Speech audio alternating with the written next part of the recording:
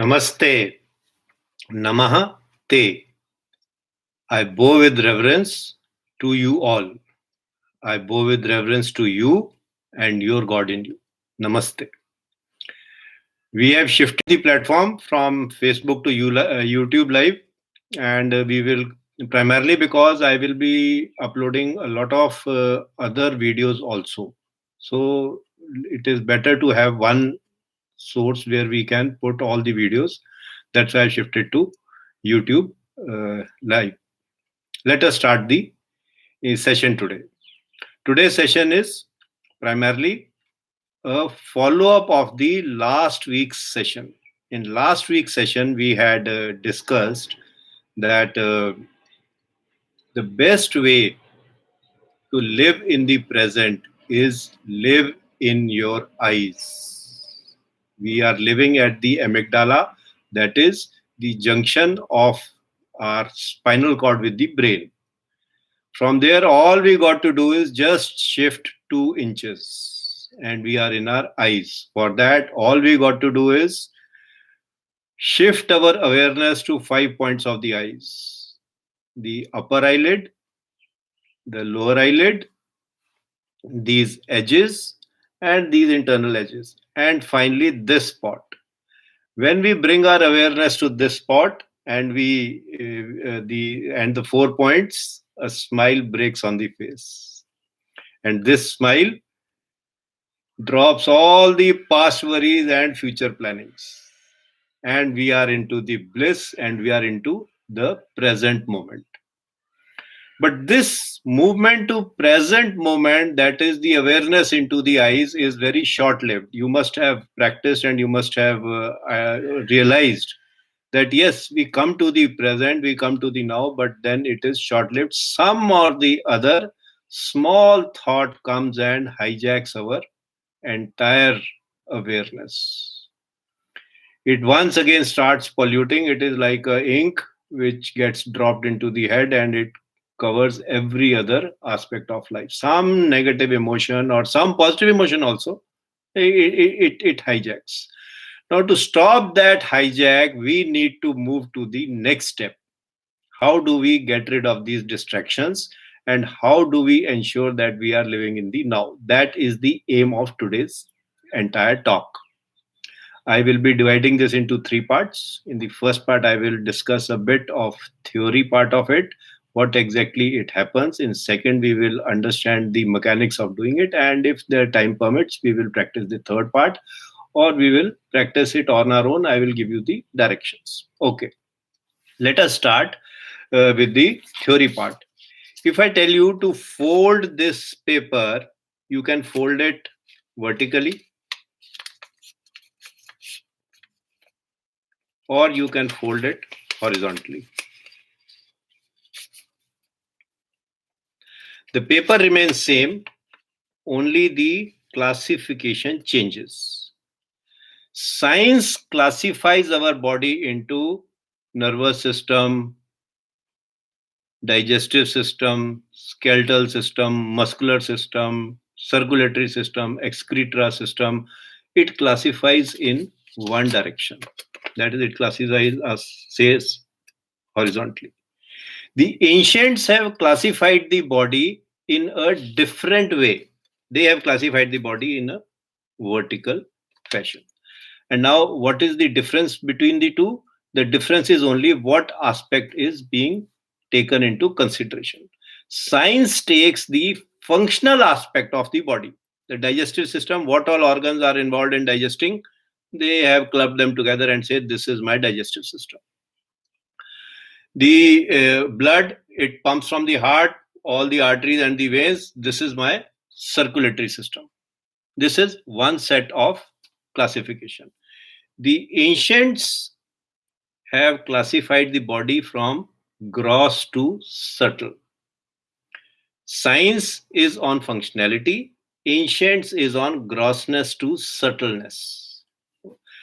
So, as per the ancients, the body is made up of 5 kosh, sheaths, one into the other. Every part, the eyes also have these 5 parts, the ears also have these parts, hearts, lungs, everything has got these 5 parts. What is the 5 part? The first part is Annakosh, the grossest of the thing that we see, we hear, or that we see, we can touch, we can feel with all our five senses. That is the Annamaya Kosh. The second is the Pranmaya Kosh. What is Pranmaya Kosh? It is that vital energy which keeps us alive. It nourishes the life in us. When we breathe in, the pran energy also goes in. When we breathe out, the pran energy by the time would have nourished the entire body. Wherever it is required, it nourishes the body. That is the pranmay kosh. Then is the manomay kosh. This entire pran energy is controlled by our mind. And that mind is present in every cell of the body, in every function of the body. So that the third is manomay kosh. And after Manomay Kosh is the Vigyanmay Kosh. What is Vigyanmay Kosh? It is the intelligence in the body. Suppose I cut my finger, there's a cut. All what is the next thing I do? I will put some ointment or something on it to heal in a faster way, or it gets healed. What is the function of the ointment? The function of the ointment is just to keep the environment free of germs. The healing happens on its own. If this is the cut, the last cell of the cut here and the last cell of the cut here have got enough intelligence to join with each other. This intelligence is in Vigyanmay Kosh. Every cell of our body has got a intelligence in it which is beyond anyone's experience. It is the highest form of intelligence. And this is the intelligence which keeps the body connected, which is internal. It tells it, and this intelligence always sustains life. Its main aim is to ensure that the body is in such a form that life continues to live. We continue to finish our karmas till that time. This intelligence keeps on sustaining the body till we breathe our last. So that is the Vigyanmay Kosh. And the final, the innermost is Anandamay Kosh. Happiness, joy, bliss, all rolled into one. Every cell of the body, every aspect of our life has bliss. At the bottom of everything is bliss. The subtlest and the most important ingredient of our life is bliss, which means our natural tendency is to be blissful. Our natural tendency is not to be full of worries and planning. It is to be blissful, and this bliss is present. The awareness of this bliss is only in the present moment. Worries of the past, planning of the future, everything gets dropped. So the fifth kosh is Anandamay Kosh. Now we have these five kosh. Now let me take you to a second aspect. This is understood that the body in one kind of classification can be classified into five kosh. In scientific classification, it can be classified into various functional aspects. We can say that only the Annamaya Kosh is addressed by science. Others, they are aware of its absence. They will not accept its presence. But the ancients, they have this five set. Okay. Let me take you to another concept. Imagine there's a guy. He is very happy. He's got a fantastic job. He's got a business. He's got a very happy married life, good kids, all doing very well. Parents absolutely without any ailment. Everything is fine for him. Let us consider his happiness as one unit. Okay. 100 times of his happiness is the happiness of a Gandharv while he is singing. Music has got a very important play in our life. It is a very subtle form of vibrations, which I don't know resonates with what. But when a Gandharv is singing, and this is not what I am saying, this is as per Taittiriya Upanishad. Gandharv's happiness is 100 times that of a normal human being's external happiness.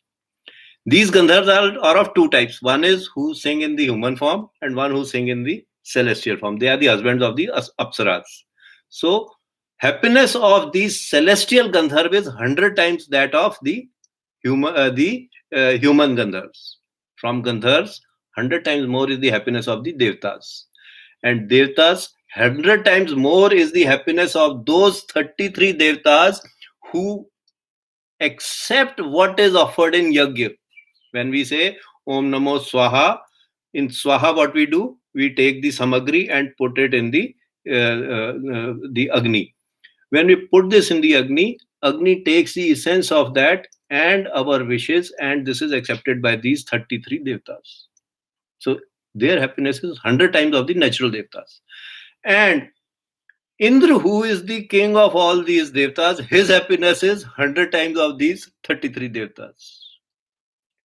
And 100 times the happiness is the happiness of Prajapati, who is the master and the creator and the nourisher and the destroyer of all the Brahmans. Now, to give an example of what is a Brahman, in the night, just get outside and look up to the sky. From this edge of your view to this edge of your view and beyond, the upper view and the lower view, all these stars and the galaxies and the black and the white and the shining things that you see is one Brahmand. There are, as per Jainism, 108 Brahmands. And the king of all those Brahmands is Prajapati. And that Prajapati is also called Paramatma, and Ansh of that Paramatma is in us, which is located inside our Anandamay Kosh. So, internal happiness, if we take a mathematical equation, internal happiness is 10 to power 16 times more intense than the external happiness. And we just keep on running after the external happiness, which is very shallow. Kshan bhangur. It evaporates in a second. Kshan bhangur. And that happiness, we spend the entire life in running after this. Now, let us come back to, so two concepts. One is the Anamay Kosh, Pranmay Kosh, Manomay Kosh, Vigyanmay Kosh, and your Anandmay Kosh. And second is constituent of the Anandmay Kosh, human, Gandharv, celestial Gandharv, Devta, 33 Isht Devtas, Indra, Prajapati. And Prajapati is in the Anandmay Kosh, 10 to the power 16 times. Okay, with these two concepts, let us come to the concept of burn into bliss, today's main topic. Last time what we had done is, I'll just let me show you the diagram which I showed you last time. Just give me 2 minutes. Let me in this thing.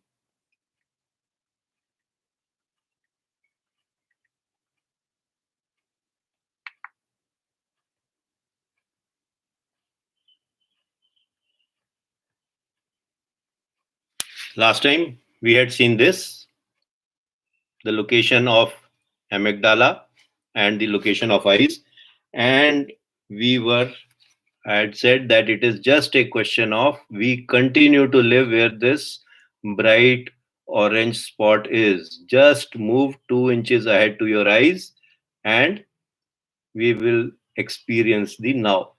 But this experience is very short lived. It gets hijacked by something. So the process is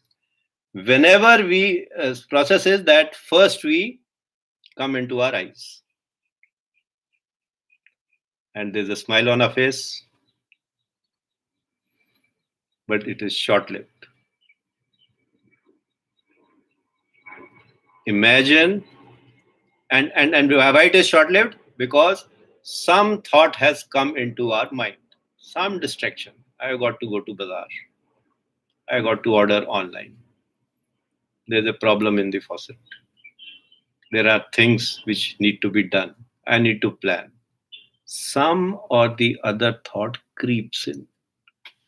The moment you become aware of that thought, catch hold of it. Catch hold of that thought. Let the thought be, I need to go to bazaar. Just catch hold of the last sentence that you've spoken to yourself. You say, I will need to go to bazaar. Now, consider mentally there is a matchstick. The thought you have got, put it on the matchstick. And from your eyes, take it inside to the center of your brain where Anandmay Kosh is, where ultimate bliss is, and burn this matchstick there. The thought is converted visually and as a visualization into a matchstick, and the matchstick burns into the Anandmay Kosh, because Anandmay Kosh is 10 to power 16 times more powerful than this external happiness.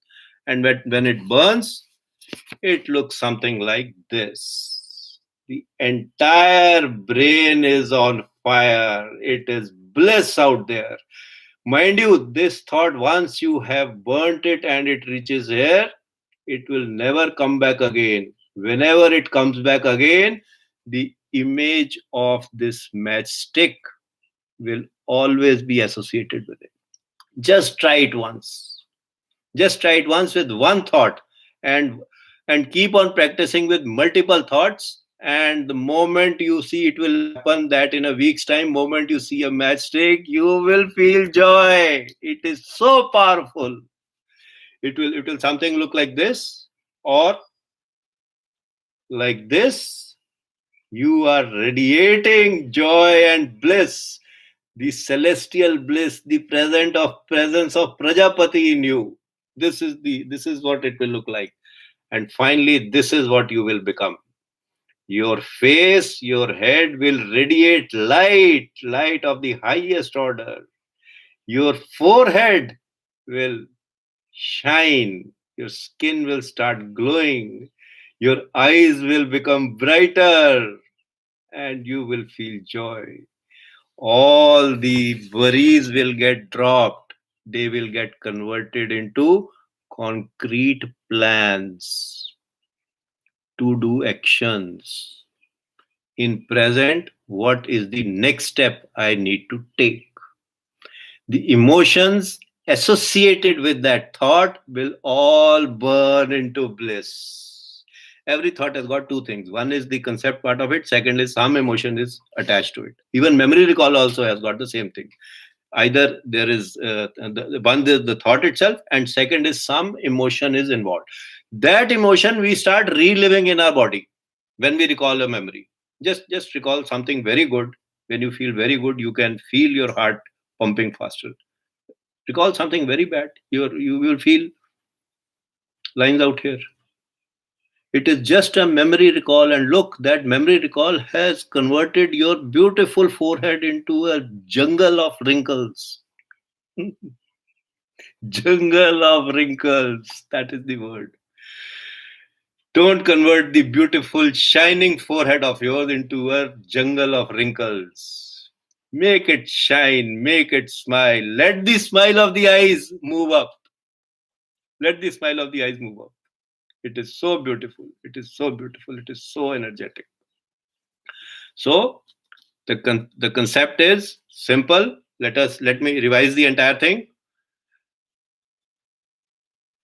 Live in your eyes. Move up from your amygdala 2 inches. Come here. Focus on your upper eyelids. Focus on your lower eyelid. Focus on this outer edges. Focus on the inner edges. Focus on your smile spot. The moment you focus here, it is Anand. You get connected to the Anand Kosh. Connected to the Anandmay Kosh. And then stay there.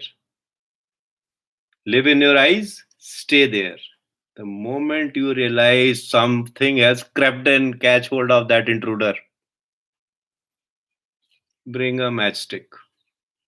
Convert that intruder into the matchstick and take it inside. Take it inside into the center of the brain.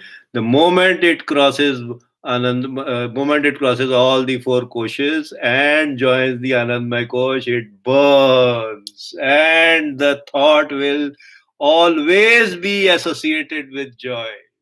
Your thoughts will become your joy. Your memory recalls will become your joy. It will not happen in one moment.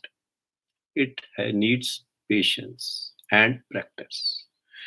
For 40 years minus 7 years, we have been conditioning this mind to stay at the juncture of spinal cord and brain. In 40 seconds, we can't say, okay, live here and live here. Needs practice. Throughout the day, keep on practicing. Throughout the day, we will identify and you will feel the joy. Next week, we will meet here again to take it to the third and the final step. And that is blast into the pineal gland. Blast your pineal gland. That will be the third aspect, the final aspect. Okay. Till then, thanks for listening and thank you very much for joining. Subscribe to this channel. Most all my videos, all my short clips, reels, everything will first start from here. And as they say, that bell icon thing, do the bell icon thing also. Namaste. Namaha Te. I bow with reverence to all of you, you and your God in you. Namaste.